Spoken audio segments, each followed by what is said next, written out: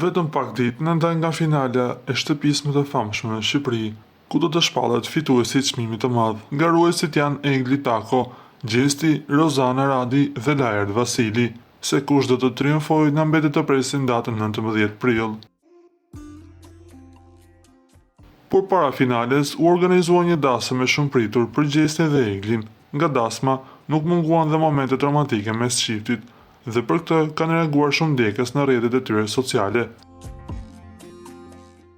Ai që bëri më shumë përshtypje ka qenë reagimi i motrës së Eglit, e cila u shpreh e lumtur për motrën e saj.